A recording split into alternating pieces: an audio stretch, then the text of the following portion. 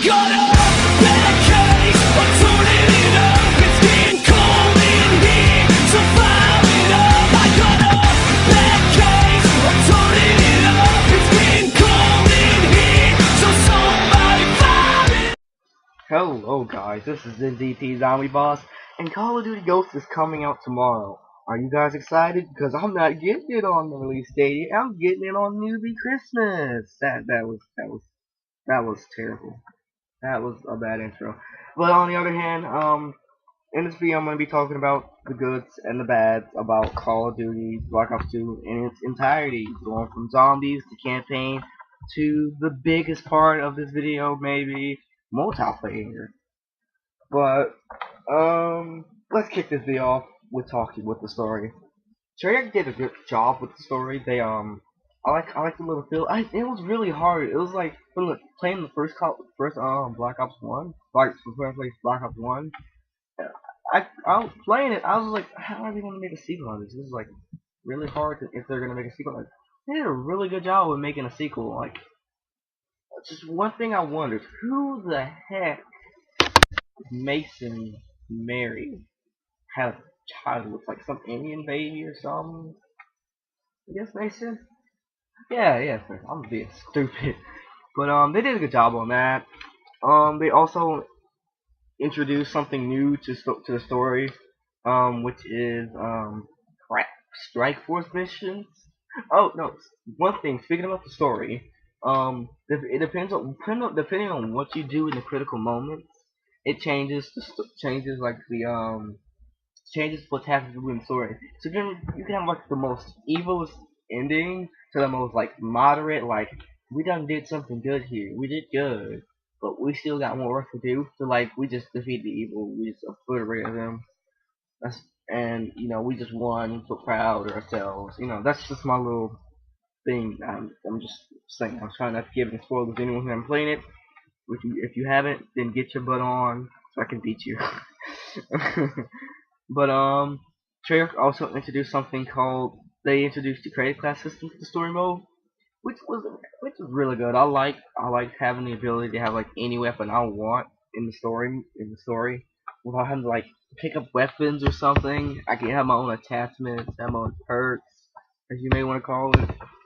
So, like playing through the story, I would usually have like an RPD or an M60, maybe a sniper, a ton of C4 and flashbangs, pistols. They even had camo in the story, which is like something I liked a bunch, And you have to complete the challenges to get like some of the weapons. And like one of my favorite weapons in the Death Machine from Black Ops 1. I love that thing. It looks so cool. I just love having it.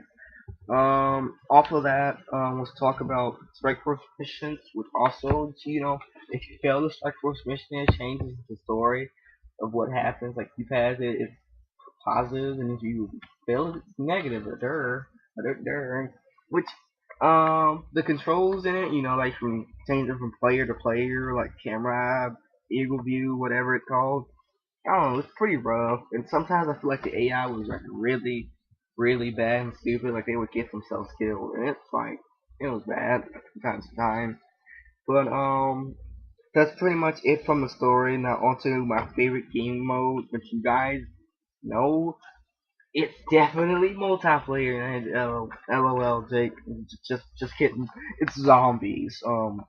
There's actually something I didn't like about the zombies, and it was transit. It was a big, it's like as their first map they're ever gonna release, pretty much talking, like the opener of, zombies for Black Ops 2. It was not that good at all. It was like the fog and stuff, and all that other stuff, and the fire, it was really annoying. It was like not that, it was like, I really made me like, not pumped up at the beginning. Then we fought through it, and we got the other good maps like Die Right, Mob of the Dead, Buried, and one of my other favorites, Origins. Like, they did a really good job on those. And, if they make another Black Ops 3 with something with like, I don't know, I forgot. I'm just gonna call him Rodriguez. Gets out or something and just Freaks have it again. Courtness Dia. Oh, that's cool. They could make a sequel, Black Ops 3, but I don't think they would. Well, no character they would. But back to the subject. They did a good job on the zombies map. I like the Easter eggs. My favorite Easter eggs were the buried one and the Origins one. Those were two of my favorites. Like Origins mostly because I could do it by myself, and that's probably one of the first Easter eggs I could probably do by myself, which is really, really cool that I could do that. Also, my two favorite maps, basically because of the Easter eggs, are buried and Origins. Mostly because I have high rounds on that one. Because I'm the MVP zombie boss. But those are my favorite. Pretty much what I like and dislike about zombies. Onto the big part, which you guys know now by now, is the multiplayer. There's a lot of dislikes of multiplayer. Like it's not that good. It has so many dislikes than what I like about it. So let's kick this off with the most overpowered. Well, I shouldn't say overpowered. You're gonna be like, Look at that overpowered weapon. I'm gonna be a boss there, yeah. oh, that was weird. Well, pretty much the most annoyingest weapon, and any pro players or something can agree with me. It's the Remington. It's stupid how powerful of a shotgun this thing is, especially because you get it as like soon as you like get to level 4. It's just like I don't know. When I try to use a Remington, like yes, I use it, but I don't use it like ridiculously as these people I play against. Like I get one shot like every single time from every range. The guy could be like across the map on like in this rush. The guy could be all the way up in that window up there and still one shot me. Like that's ridiculous. That's how horrible. That's how range this gun is. I just hate it. Everybody uses it. Like KSC, it has a load of range. You have to be accurate with it, but it takes skill to use, and it's really fun if you get really good with this weapon. Also, the M1216, it's really good up close. You can just hold the trigger down, blah blah blah blah blah. The S12, it's pretty much like it's like the Remington and the M12 mixed together, except it doesn't have the Remington range. It's still fun to use. It's like real cool to use around using other shotguns because actually has like I like having challenges. I like using weapons I have like they're not that good and all from time to time. Seriously, it's like Treyarch should have like not patched the snipers and patched the Remington. Like make it cock the bullet a lot slower. Like that would have been like the best thing ever. Lower the damage on it. The damage. But they're not because Black Ops 2 done, Ghost is gone. But enough about that. Onto another weapon I did not like was the B23R. Big surprise. I just don't like it. It's like I like it, but it's annoying to get killed by. It's like I just hate to get killed by that weapon.